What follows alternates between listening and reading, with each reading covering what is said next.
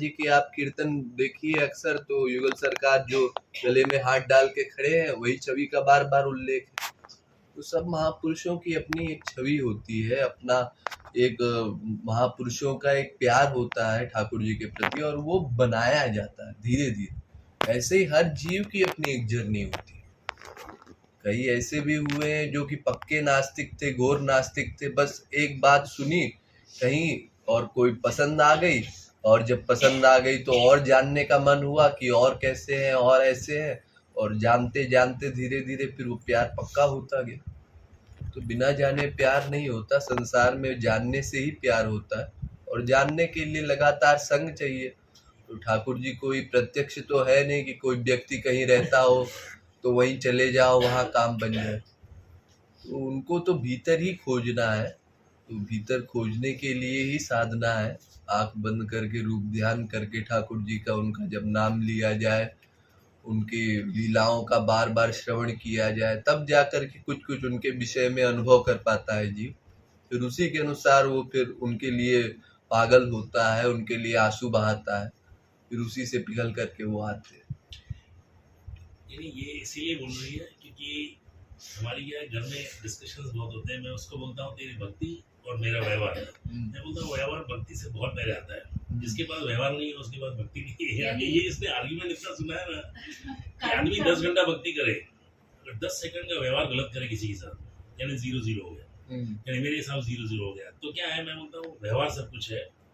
यानी ये हमारे आर्ग्यूमेंट सुन सुन के ना ये है ऐसा, इसको ये अपने भक्ति के मारते, और मैं बोलूँ व्यवहार सब कुछ है। सबका अपना मार्ग अलग अलग होता है। मेरा मानना यही है कि दुनिया में कुछ सही नहीं है, कुछ गलत नहीं है, वो दृष्टिकोण है। महाराज जी एक बात हंसी में बोला करते थे कि मेरा कोई शिष्य अगर कुछ गलत भी बोल दे तो भी मैं सही साबित कर दूं। दृष्टिकोण होता है ना किसी। तो जो अच्छा व्यक्ति है उसको गलत काम में भी सही चीज दिखाई पड़ जाती है, अच्छा इसका तो भला हो रहा है कम से कम। और जो सही व्यक्ति है वो कभी भी किसी को दोष नहीं देता, भले उसके साथ गलत हो रहा हो, भले सामने वाला कहे कि अरे तू समझता नहीं है, ये सब पॉलिटिक्स हो रही है, तो क्या है, उसका तो भला हो रहा है। और जो गलत है उसको चाहे कितना भी आप अच्छा कर लो, वो कहेगा नहीं इसका स्वार्थ जरूर है। तो व्यक्ति विशेष के ऊपर निर्भर करता है कि वो कर्म कैसा हो रहा है। उसी कर्म को सही भी कोई बता सकता है, गलत भी कोई बता सकता है। तो ये जरूरी नहीं कि एक ही व्याख्या की जाए धर्म अधर्म की, पुण्य पाप की, सही गलत की। इसकी व्याख्या तो समय समय के अनुसार बदलती रही है। मेन है हम देखने की अपनी दृष्टि वो सही करें।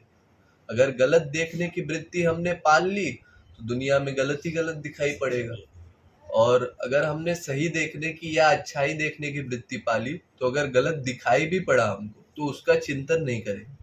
महाराज जी ने कहा है कभी कुछ गलत दिख भी जाए या गलत कोई व्यवहार मन में भी आ जाए तो उस समय उसको ऐसे देखना चाहिए जैसे खाते वक्त अगर मुंह में कंकड़ आ जाए तो आदमी जैसे उसको निकाल देता है, उसी तरह से उस विचार को बस निकाल करके रख दो। क्योंकि संसार में सब चीजें आपको देखने को मिलेगी, अनुभव में भी आएगी, और दूसरे को गलत तो कभी नहीं बोला जा सकता, क्योंकि हमारे यहाँ ऐसे ऐसे महापुरुष हुए हैं जो भगवान को अपनी जूठन खिला दे।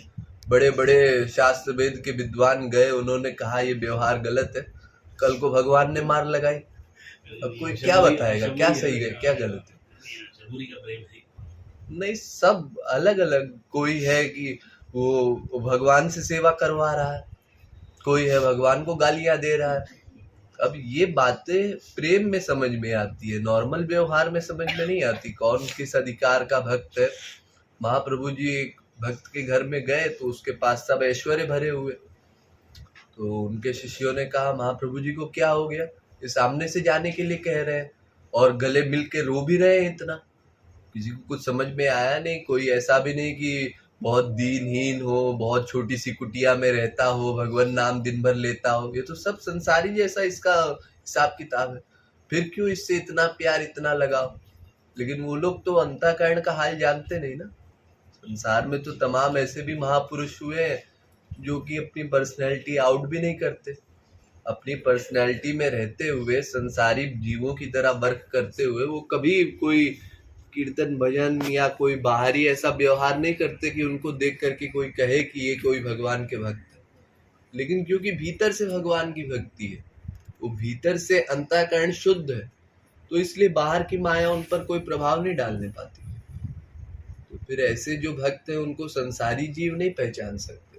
उसके लिए बस यही कर सकते हैं कि अपनी देखने की दृष्टि इतना पवित्र रखे, किसी के प्रति दुर्भावना ना होने पाए, और सब में भगवान को देख करके सबके साथ दीनता का आचरण करें। क्योंकि सबके अंतःकरण में ठाकुर जी है, हमको पता नहीं किस समय हम किसके साथ अगर कुछ गलत व्यवहार कर देंगे तो उससे हमारी प्रियतम को कष्ट पहुंचेगा। तो साधक तो हमेशा उसमें सतर्क रहता है, कभी किसी को वो कष्ट नहीं दे सकता। और ये धीरे धीरे साधना करते हुए ही आता है। जब आदमी का